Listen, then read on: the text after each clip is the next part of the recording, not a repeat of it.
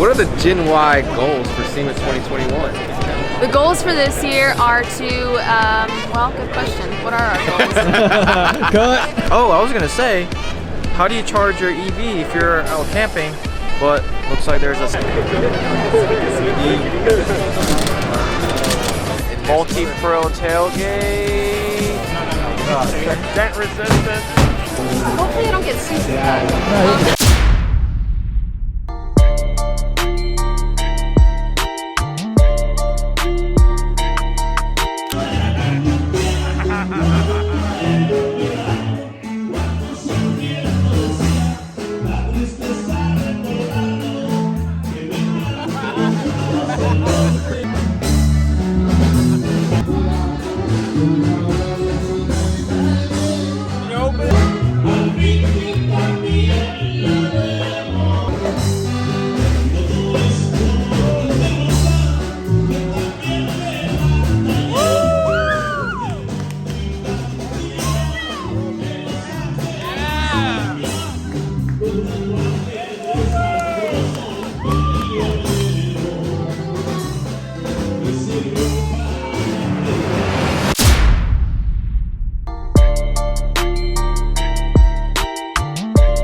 In two different sizes, 2-inch and 2.5 inch. It knows there's something in the receiver. It locks out the tailgate so it doesn't go to that last phase. If you have a ball mount in there, it's going to crush it. Oh yeah. So, and then when you pull the ball mount out, shut it, it'll open up the circuit so you can go to the last. So this just goes over the top of the tailgate? It goes over the collar of the receiver. There's a Diesel Brothers. Yeah. Diesel Brothers. Yeah.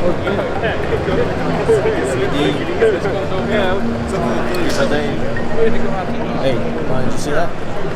Diesel Brothers? Yeah. It's all plug and play. That goes over the hitch.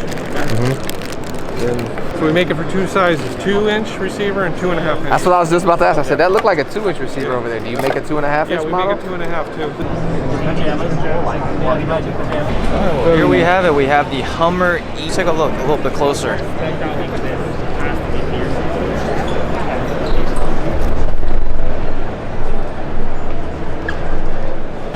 I know, so I started putting in my Let's take a look at some of the specs. Estimated up to 1,000 horsepower, 11,000 pounds of. And it's all electric. I wish they were doing some sort of like a drive experience like Ford is doing, because I would love to kind of test drive one, or at least be on the passenger side. And I want to see more features. I wish somebody was here to kind of show us more features about this new Hummer EV. All right, so check out the Hummer EV right here with all the camping stuff. But my question is, I was gonna say, how do you charge your EV if you're out camping? But looks like there's a solar panel set up that allows you to recharge your vehicle. This is pretty cool, actually.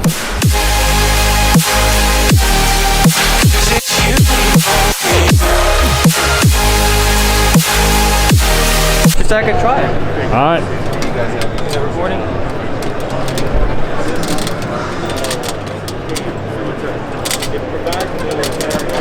You're like, do I do it? You gotta take a picture. Night time, buddy. We'll see you tomorrow. Can I sleep here? Let's do it for the gram. I'll take a nap. Nice.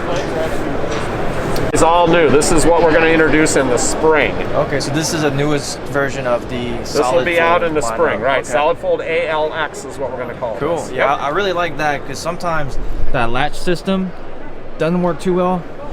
It can kind of get stuck every once in a while. You gotta know how to slide it. Exactly. I get that. So, and then when you're done, you just let it close, I like right? that. But here's the cool thing. Here's the cool thing, guys. One-handed, right? Think about the other covers that You gotta grab them on both sides. you got to have your hands free, right? So you're hanging on to something. You don't want to set it down. What are you gonna do? You know? With this guy, I got my golf clubs. I got my backpack. I got my 6-pack of beer, whatever. Oh wow! Is it that light? One hand. I'm It a tall felt guy. light I got a when I little touched aloof. Okay. Well, this all covers probably 45, 50 pounds, but Yeah. It's thick too, man. Like. All right, Donnie, demonstrate. Let's see it. Let's see. Oh, nice. Hey, you did it. Cause I like that because sometimes we forget to put the latch back on. You're not supposed to forget. But Yeah. I hear you. So There you go. Is it closed? there's been times where we forgot to do it. So this is really nice. It's a nice little. So still has the heavy load rating, dent resistant, very strong, resist fade, resist dents, and now easier to use, right? Cool. Auto latching. So we got secure rotary release is what we call this. You can't get in and into the tailgate with a coat hanger and get and activate this, right? It's secure. So I call it secure rotary release with auto latching. Could you access it from this side by any chance? It has to be from this side. It's the driver's side. You're generally the driver's the one that's going to get in here. Right. So the mechanism and the cables are set up to work from one side. But good question. I appreciate it. Yeah. So this will be out in the spring. We sell the version today called the Solidfold 2.0. Okay. That has the easy lock clamps in the Yep. rear. Those were changed a few years ago. And we make this that fits behind a toolbox, right? So if you guys got a standard 20-inch deep toolbox, you can get a version of this that we make. It's all turnkey. It'll made up behind the toolbox. We make them for all the popular models. So little Honda Ridgelines, Tacomas, Ram boxes, 8-foot beds, you name it. We make the Solidfold for every single app. So we don't just do the high volume apps. I'm glad you can stand on it. That's really cool. Well, tailgating, Yeah, whatever, exactly. you know. Take a picture of everybody from up high. You don't need to go get a ladder, Yeah. you know. But a lot of the people want that strength for like heavy snow load. Oh yeah. Like say you park at an airport, you're going on vacation, go to Hawaii or Florida or something like that, and you're up in New York, you come back and there's this much snow on the thing, that can happen, right? Didn't think about that. No big We're from deal. Georgia, so we didn't even think about it. Well, you wouldn't. So what sets the Superlift apart from, let's say, rough country or BDS or zone? Ready lift. Ready lift? Anybody. I gotcha. Yeah. Anybody out there? Well, I mean, Superlift has been in the industry for many, many years. Obviously, we started, we've got roots in the suspension business. Right. So, I mean, I guess it depends what application are we wanting to talk about today. Back here we do have the new Ford F-150 kit. This is a full 6-inch kit. Yeah. On that truck, we do have the King setup on it. Yeah, that's one thing I do like about you guys is that you guys have all these shock options. We do, and so we have Fox, we have Bilstein, we have the Superlift Shadow Shock as well. So really, the options are endless for you guys. Depends what shock option you want, but we really dial in the ride. And I think what sets us apart at Superlift is our guys, not only the engineers, but the whole staff. Are enthusiasts. These guys test this product. Yeah. Actually, we go to Hot Springs, Arkansas a lot of times. Can I get a job there? I know. So yeah, it is the fun stuff. It's the fun stuff when we get to go out and test new suspension. So that way you guys are out on the trail and you have confidence to know. So what's your warranty like? So we have a limited lifetime warranty on the product.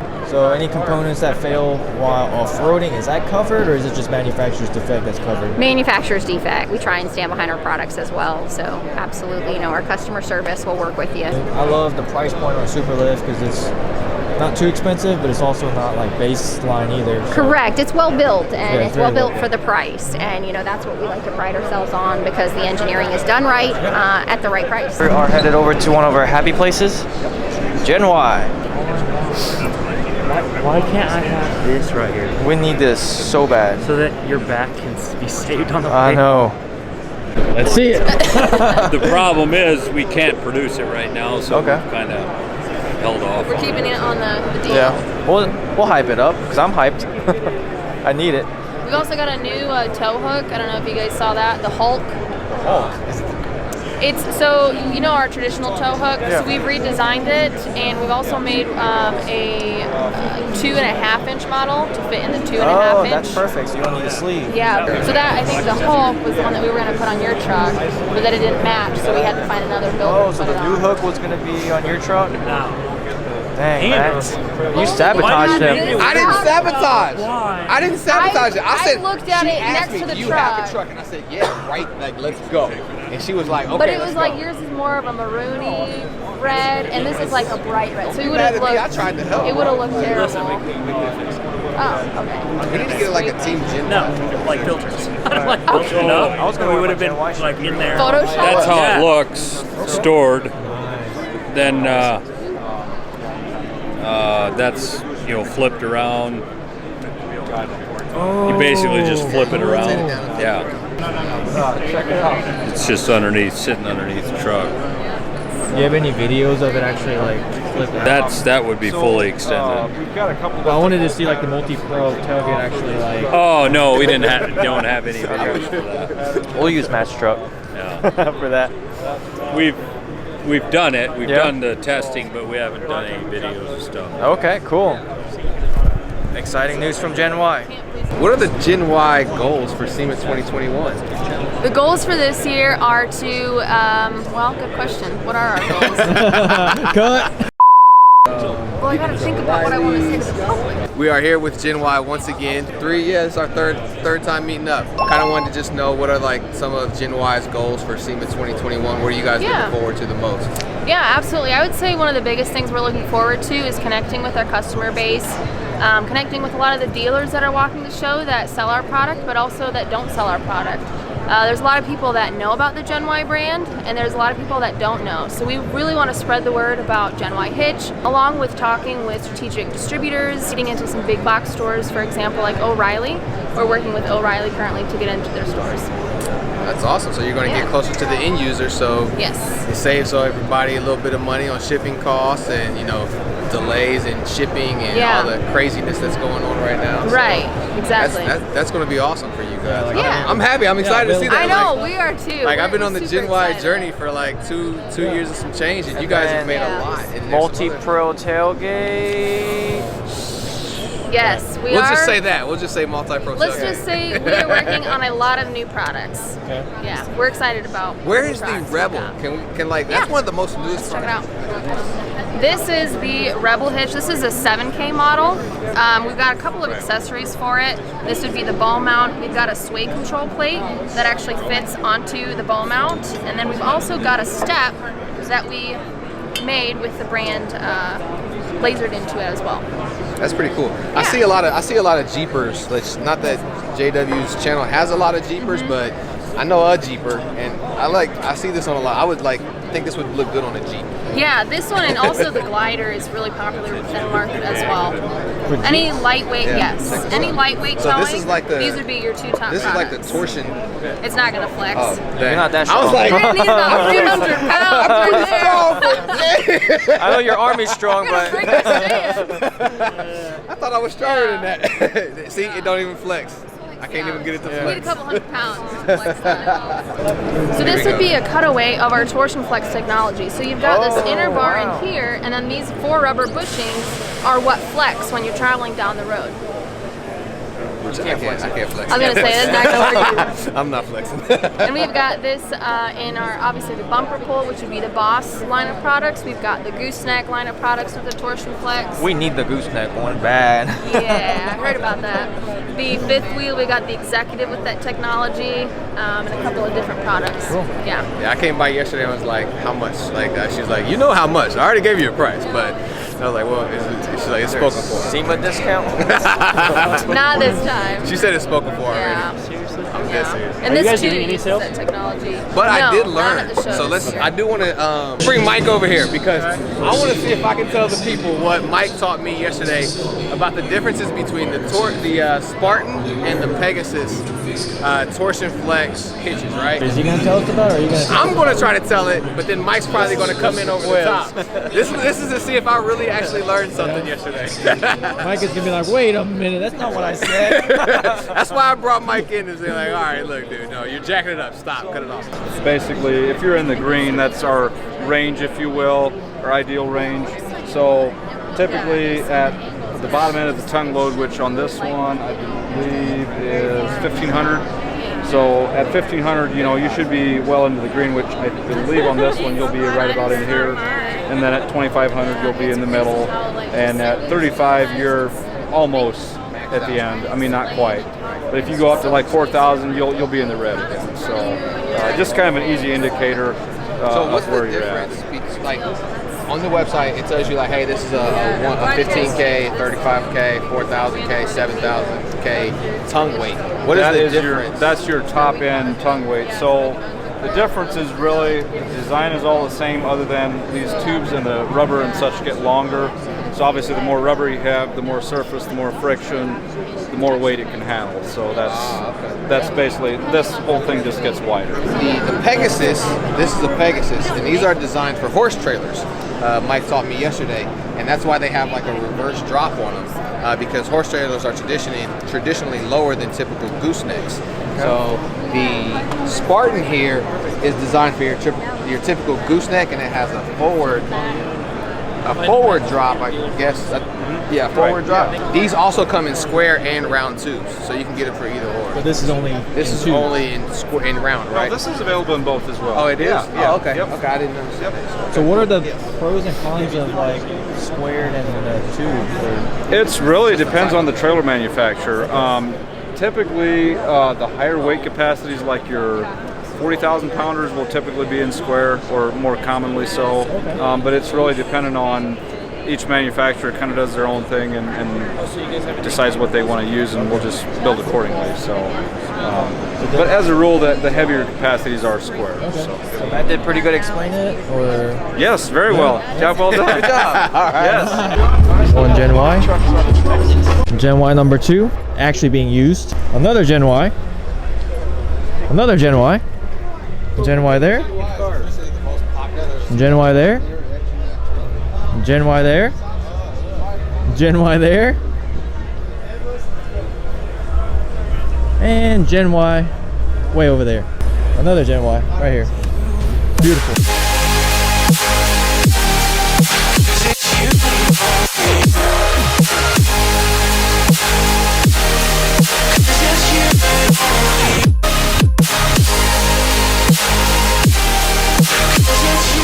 Our day job is basically restoring GDRs and Skylines of all kinds. So we are always used to just bringing the cars over, and then from there we'll put them on a transfer, and then they go to the buyer. Right.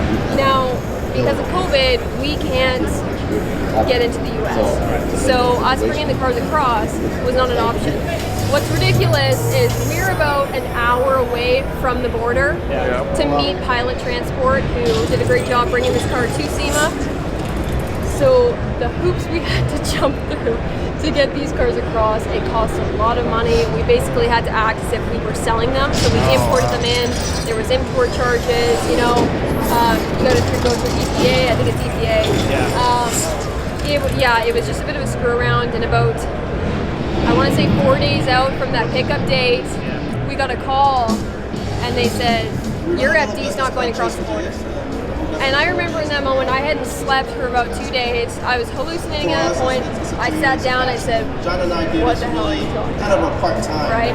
And they said, you've got a motor in there that we have no proof is over 25 years old. Or it might be 21 for motors. Yeah, someone can correct me on that. Because the problem is I didn't have the vehicle that I took this motor out of. I just got this motor. So it's ridiculous because there's nothing on this motor that identifies what year it was made. The whole spec of the car this year. So there was a lot that was kind of went through. There was a lot of calls that had to be made. I remember I was painting at one point. I had my phone like this and I'm painting, trying to talk to the border, going, holy crap, like we got to find a way to get this car across. Like this is really big. So anyways, we ended up getting through it. Cole luckily didn't have too many problems. I unfortunately, just because of this, suffered a little bit. But we're here. We made it. Going home is going to be fine because of course the border opens, I think 4 days from now. So if only SEMA was like a week later, we could have driven them across. But we did see 2 other Canadian trucks that got stuck. Yes, that was one of our friends. LLY, another guy. So a lot of problems getting here. We're really glad you guys got here. Yeah. So tell us a little bit about what you did to this. Obviously, it's an expensive build. Looks amazing. Motor drivetrain. What do you got done? Okay, so I wanted to do something insane, right? Thank you. Thank you. I very much appreciate that. I wanted to do something really out of this world. I love the FD platform. It's something that's always been near and dear to my heart. About 2 years ago, I owned an FC, and I said to myself, I'm going to put a mid-engine in that damn FC, and I'm going to SEMA, and I'm going to win it all. And I was dead set on that. And unfortunately, I had some health problems come up, and I ended up selling the car to cover some health expenses, which was really hard. I think a lot of people who follow you have kind of followed that journey as well. Yeah. So it's really amazing. It's actually really inspirational, because I think a lot of people who go through that point, when you get to that point, it feels like you just gave up. Like you're done, it's over, it's game over at that point, and you don't realize, like, hey, that's not the end of it. It might be the end for this section, but it's a start to a new setup, and obviously this is your new setup. So from that, you actually came out really well, because this is absolutely amazing. Yeah, so inspirational story. I love it. Go ahead, continue. I apologize. Yeah, no, it was exactly that. You know, it was that feeling of like, this is it. Like, is this, you know, am I not going to be able to make it there? You know, and I had so many doctors telling me, like, Chelsea, like, you can't fly. You know, your brain's not going to be able to take it. Like, you shouldn't be going anywhere. Like, I was supposed to have an MRI today, actually, and I called and I canceled it. And I said, there's no way. Like, I don't want that news right now. I got to keep pushing. And I actually got this car. My dad bought this for himself, and he kind of just one day woke up and just said, you know what, this is a lot more car than I want. It's too small for me. You know, it's too big of a job. And you know, initially I kind of thought, yeah, you know, you should get into something that he wants to enjoy. And I remember I was like, man, would you sell that to me? Like, would you sell that to me? Would you? Like, would you just do it? Because I don't want to see you sell it. I want to build that, so you and I can just look at that and be like, you know, I want you to be proud of me. I want to build the car that you were going to build. And so I bought it off of him, and it sat for a while. You know, I stripped it right away, which was ridiculously stupid. Like, if there was one thing I wish I would have done differently, it would have been that, but I stripped it right down. Didn't touch it for about a year. I got so clustered with customer work and tons of clients. So then about June, Cole was getting, you know, really in deep building his car. And I was like, oh man, like, I don't know if I'm going to make it, because like for like the month of June, I was relatively bedbound. I was in so much pain, like I couldn't do anything. And I just remember, like, August 1st, I woke up and I was like, you know what, this is the last thing I do. This is the last thing that I get to do on this earth. Like, it's going to be this. I'm going to do that mid-engine RX-7. I'm going to do it for SEMA this year. You know, so to give you kind of the backstory on the decision behind this motor choice, I originally was going to use a W8 of the Volkswagen Passat. I actually had it in. I made motor mounts for it. I made an exoskeleton for it. And then I realized I did not do my homework well enough, and the problem is there, as far as I know, there was only one production year for the Volkswagen Passat. So main bearings, huge money. And there was I think it was like a 6-month wait or something for bearings. I could be wrong on that. Maybe someone has a hookup I'm not aware of, but I was just not in a position where that was going to work. So I considered actually taking the VR6 bearings and cutting those. I'm a body and painter by trade, so to do mechanical and fab work for the first time was just a little unsettling to get into something like that, because it could have easily gone so wrong. So it was outside of my comfort zone. I mean, this whole thing was, let's be honest, like the whole time. It's phenomenal either way. Like, I would never know it. I would be like, you're just a do-all everything. It's amazing. So I did some research. I decided on the 2.7 liter out of the Audi as the twin turbo. After a bit of screwing around, I realized that it is actually a direct application to this transaxle out of the Volkswagen Passat, which is normally connected to that W8 we were just talking about. Here's where I came into a problem. I'm not really set up to screw with geometry. I have a one-bay shop. I painted this whole car in a garage. I built most of this car on jack stands. Like, I am not set up to start doing anything too structural. My biggest concern was, okay, Chelsea, you're going to put a mid-engine in that car, you're going to pull it out, you're going to be driving into SEMA, and the car is going to be going sideways. You know, so that was a huge concern of mine, is keeping geometry the same. So I took the rear end out of the FD, and I actually chopped it up and modified it in a way that it could accommodate the 2.7 and the transaxle of the Passat.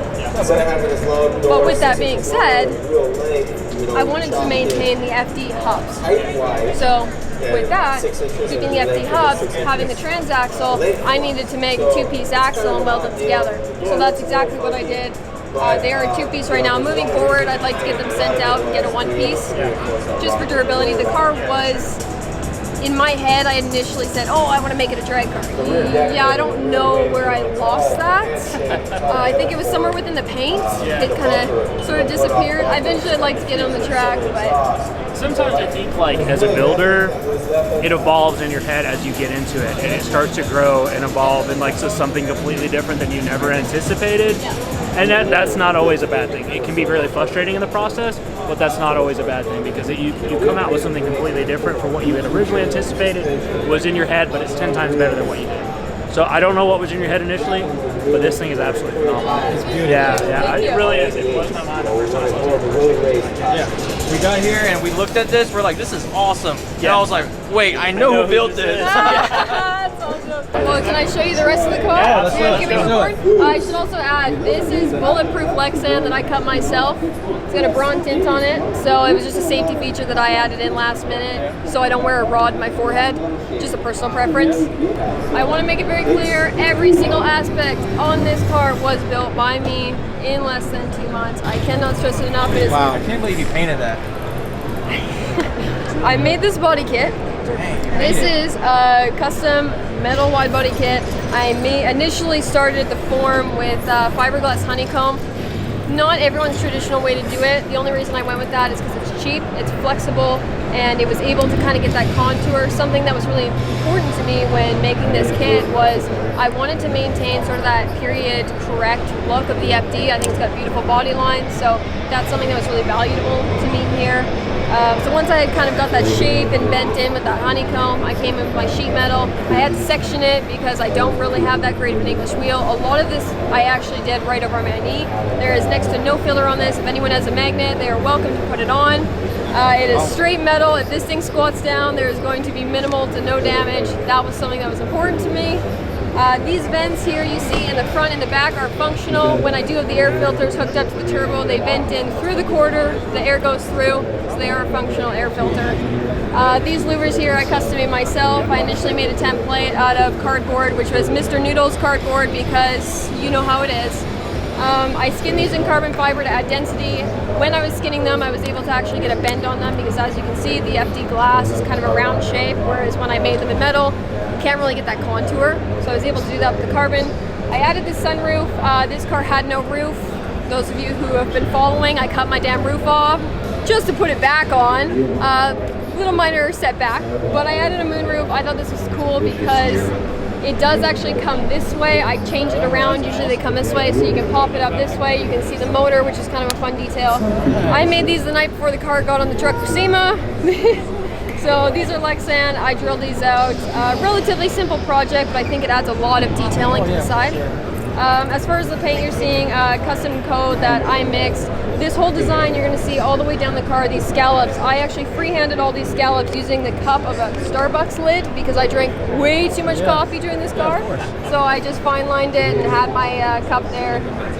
All this lower is full carbon fiber. I initially made it out of 22 gauge metal, and then I basically tinfoil skinned it, took the skin off, and then added a honeycomb for density, and then sandwiched it. Basically, it's a hard process to describe in a couple seconds, but we can get into that if you guys are interested. All this hydro dipping I did myself. I'll never do that again. Fun fact. Because I looked at it, and the first thing in my mind was like, I want to know where to get that kit. Because I thought it was something that is amazing. That really This wide body. All we have to do is I call was her like, and she'll make some for us, right? I'll just say one up to you, like, hey, so I need a kit. I want the front. I want you to add the front too. So we're gonna do like super wide front and rear. I'll actually take you guys on the interior if that's alright. Sorry, I'm getting a little too far ahead here. No, you're good. So all the stitching on this seat I did myself. I actually built this seat myself. I'm using Ford Explorer frame rails, kind of a base, and then I cut and welded them and made them because they actually directly bolt into the floor. So all the stitching was done by me. Roll cage, of course. The steering wheel I actually stitched myself as well. So it's a vintage Momo wheel that I totally restored. Heel plates I made with just punch and die kit, and then a bender. I'm actually, I don't know if I mentioned this, I'm using the shifter linkage out of early 2000s Porsche Cayenne. That took a lot of screwing around, but it does work. That was one of my biggest concerns when doing this car, is how the hell am I going to shift? Way back there. I have skinned the top and down the shifter column in carbon fiber. The front and the bottom is all base coat clear coat to match this brown. These door cards I made myself out of 22 gauge metal and out of the carbon. I was originally going to make these door cards out of full carbon. The only reason I didn't is I needed to add some weight to the front end. So anything in front of the axles, I needed some weight. So I did start to kind of get a little heavier. And it's a really important thing to mention that something that was really valuable to me was keeping this car as 50-50 as possible. We all know from factory that this car is damn near, if not 50-50. I'm sure the rotary guys will be able to tell me that. But I wanted to make sure when someone comes up to me and they go, Chelsea, why would you do that? You know, you just made the car so much heavier. You know, now you don't got a nice 50-50 ratio. Why did you? I wanted to be able to tell them, well, hey man, guess what? I do. I was able to do this job. Power to ratio is really strong, or power to weight ratio is really strong, and I've got 50-50. So every single part you see on this car, including hood, sunroof, heel plates, kick plates, everything you see, I took to an industrial scale and I weighed everything. I drove like 15 minutes to and from the shop to weigh everything. And then when I put dedication. And then I put this car together and I weighed the front and the back, and I am sitting at around 3,200 right now, which is not really that bad considering I'm planning to get 1,000 out of this after SEMA. So, these fenders are actually the OEM fenders. All I did was do a little stretch on them. They needed to come out a bit, so I dollied them out and just got a little bit more flare in the front. The vents you see down there, I originally made a box at 22 gauge, way too thin. That was a mistake on my part, so I went back and I did them in 18. I wanted them to be functional because Mazda did a really great job of making a factory vent there that was functional. So that's exactly what I tried to replicate, but just add something that suited the car a little bit more. So that's where I went with that. Bringing you to the front, these headlights, my rotary guys will recognize these. They are very expensive. They're $1,000. So I didn't buy them, I made them myself. Oh, nice. Yeah, hopefully I don't get sued for that. No, you'll be fine. You'll be fine. But yeah, so I made these myself. I made my own carbon fiber mold fiberglass mold out of them. I'd really like to produce them again after SEMA in a carbon fiber. Yeah. You know, I think it would be, I personally, now working with carbon, I prefer working with carbon as opposed to fiberglass. I've done a lot of fiberglass resin restoration and custom stuff. So the hood here, this is actually the factory hood. I wanted to stay with it. Like I said, I needed to keep weight up front. That was really important to keep something up here. So that's why I stayed with this hood. And all I did was, I shouldn't say all I did because this was a big screw around, but I made my slits in my hood here. I cut out the bracing and re-braced it. And when I dropped it down, I put this piece of 18 in here, but by doing that, there still wasn't enough rigidity to keep it from kind of, it really wanted to wave. And being a body man, I remember I looked at that and I went, shit, what do I do now? So that's actually the decision when I first started the carbon, to add just a bit of density without adding a ton of weight, right? And hey, it looks cool. So that's where I went with that. I'm really happy with how it turned out. What's great about this is I'll take you over to this side. This is a functional vent. That was really important to me. And I'll just kind of sidetrack you for a second. I don't know if you noticed, but this floor, I cut this whole floor out and I put my own 14 gauge floor in here that I bent myself. I got to use a buddy's industrial shop. I bent this whole floor. The whole underside is clean. I braced the whole car before I put the floor in. But when I did that, I made an inverted trans tunnel. The only difference is there's no transmission. There's my radiator and intercooler piping coming up front. So that's why you're seeing my intercooler, my rad up there, and you're going, how the hell is that up there? So it is all functional. Wheels, I base coat clear coated. The faces are a custom mix that I made. Like you said, if it's the last thing that you were ever to do, this will be memorable. Nobody will ever forget this car, and nobody will ever forget you. So that's amazing. I'm so glad you're doing so much better. But this right here, phenomenal job, like mind-blowingly good. How old are you? I'm 24. And you are actually inspiring me to do some stuff. So How old this are is you? great. 38, 39, something like that. He forgets it changes every year, you know? I hate that. I hate that. Tell us about your truck. Tell us who you are first. Yeah, who? I'm Jonas Niels from British Columbia, Canada. You're from Canada. I'm from Canada. So wait, let me ask you, how was bringing your truck over the border? Pain in the butt. Pain in the butt? Pain in the butt. Okay. Actually, it wasn't. I tried to go through the legal way and import it and do the right thing, but You still did it the legal way, right? I did. Okay, so good. I found the right border guard, Okay. and he just let me through. He's like, I'm a There car you guy go. myself. I know what SEMA's all about. So come back between 6 a.m. and 11, and when I'm on shift, and I'll let you through. And it's a 2008 GMC Sierra 2500 HD. It's got the nice. diesel in it. So it is a Duramax. It's a Duramax. We thought it was a 1500 for some reason. Nope. So yeah, I did a complete frame off on it. I stripped the whole thing apart. Engine was out on the pallet. Basically, I was left with 2 rusty frame rails. Yeah. I chopped off all the factory suspension components so that there's not a thing that's factory on there as far as suspension goes. And then, of course, these frame rails are riddled with holes. Like, there's holes for I don't know what on there. So I went along and painstakingly welded each hole shut. Nice. Where the leaf spring perches go, it's all those big, ugly rivets. So chopped those off, pulled the leaf spring perches off. Fill all those holes. I got Ford axles front and back. GM doesn't make straight axles, so I wanted bolt patterns to match. Right. So that's why I went with Ford front and back. I don't like the Dodge axles because they don't have the free spin. So I went with Ford axles. Who did your lift? Did you fabricate everything yourself? So I designed, you made all that yourself? I designed and fabricated No way. every single component on this truck. Yeah, I designed and built it Dude, all. what the heck? So I tried to model the suspension in the back after like a trophy truck. A trophy truck, like the Baja guys got. So it is a cantilever system. It's a little bit different than. So you designed the rear too. Yeah. Dude, that is insane. Front to back, the whole thing. I've always wanted to do like a cantilever setup in the back. I think those look so good. Yeah, I know, it's something different, eh? You should have bought a ramp or something. You know what I mean? Flex the rear end really hard. Yeah.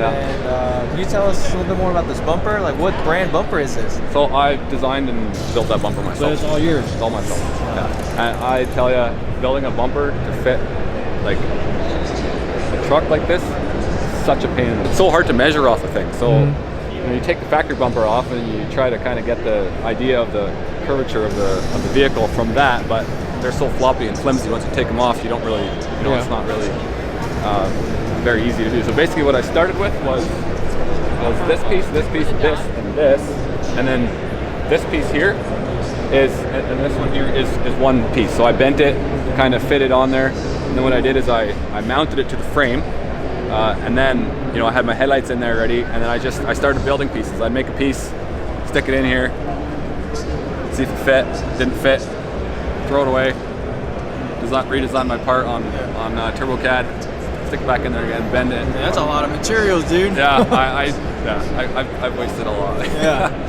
But so the whole body is wrapped, but the bumper and the grill is painted. Yeah, I did WC Fab. I did Y bridge, hot and cold side of air, and 4 or 5 inch straight pipe. It's 4.5, but I built the pipe, so I did like a hexagon pipe. Nice. Yeah, so it's close to 4.5, 5. Today was the first official day of SEMA.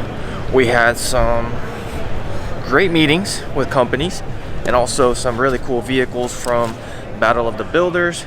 My shoulder is cramping right now because I'm dehydrated, but this is where we're gonna end this. Whoa. This is where we're gonna end today's episode. We're super tired, ready to go home, ready to go eat, but we'll catch you guys on tomorrow's episode. Like, comment, and subscribe.